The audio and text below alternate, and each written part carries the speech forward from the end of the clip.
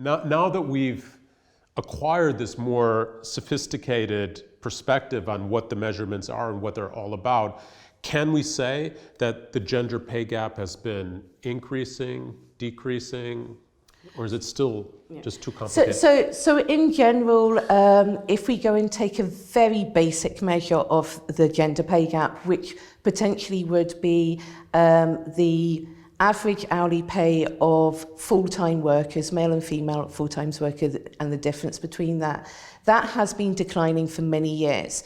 So back in the 1970s, the gender pay gap may have been as high as 40 or 50%. It's now come down to around, the best estimates that it lies somewhere between 10 and 20%. So that is looking at individuals who are working in similar type of jobs, who have the same amount of education and experience, etc. Then the pay gap is down to about, as I say, between 10 and 20%. Okay, so you actually slipped in, almost in passing, similar types of jobs. Yeah. But are we able to really nail that down from this kind of data that we're looking at? Because if firms are just reporting average or mean and median pay for the whole company, how do we know what's happening for particular types of jobs within those companies? So this actually uses a different type of data. Okay. So we've been collecting data on people's employment wages and hours worked since the 1970s in what's called the Labour Force Survey. And within that, we can go and measure the gap between wages of women and men who work. And if we look at just the raw gap, so that is that we don't account for the fact that women may be working in different jobs than men are working, that some people may be working part-time and some people may be working full-time, then the pay gap is far higher. It's around 30 to 35%. If we then go and say, well, actually, what we're interested in is two people who are working in a similar type of job, who have the same amount of experience and the same amount of training, then that reduces the pay gap quite substantially to between 10 to 20%. Okay, so you're saying that using different type of data, that a certain amount of the pay gap is explained by women doing different types of work. Yes. On average than what men are doing. And then a certain part of the pay gap is that even doing more or less the same type of work, women are still paid less. Yes, yes. And one of the reasons that women and men may do different types of work may be historical type of reasons. So there are certain jobs that we think of that women are more likely to tend to do. And these jobs do not pay on average as much as the typical type of jobs that men tend to do. So we can think, for instance, of caring work is often done by women, and this is generally a relatively low paid position.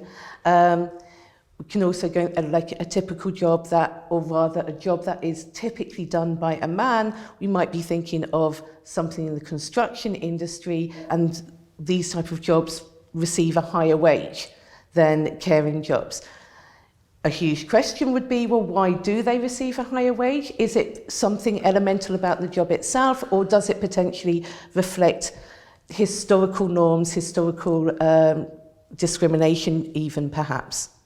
One other thing that occurs to me that could be a factor here is that women have been entering the labor force in larger and larger numbers over time. Mm-hmm. So you've got still a labor force which, if you look at people over 50 to 60, they entered during a period when men were much more likely to enter than women, and they've now reached the peaks of their careers. Mm-hmm. So that you might think that over time, as women have longer careers, that will also cut into the pay gap. Do we know something about that? To a certain extent, you're right.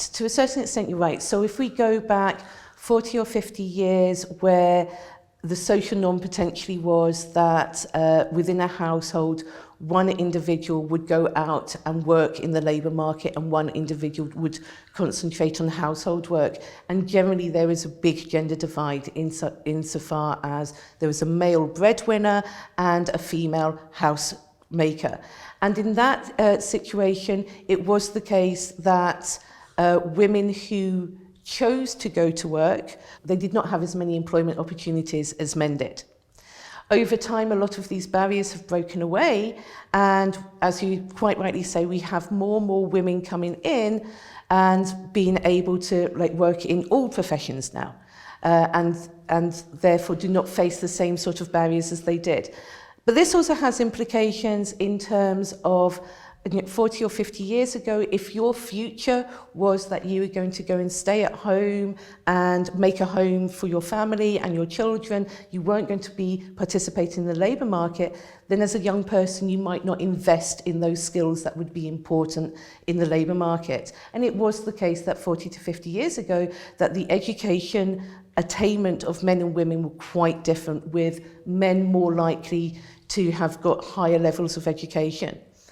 Over time, as women have been increasingly entering the labour force, we see that they've also been making more investments in those skills that are valued in the labour force. So specifically education that I'm thinking about. And as long as 30 years ago, so by the beginning of the 1990s, education attainment of women started to exceed the educational attainment of men. So we do see quite a big change in the composition of skills between men and women, or rather the composition of skills between men and women have changed quite a lot over time, because of those reasons of, if now I'm going to go and plan and enter the workforce as a young person, I will invest in those skills. Okay, thank you very much, Tanya. It's been a great interview. Thank you very much. I've really enjoyed it.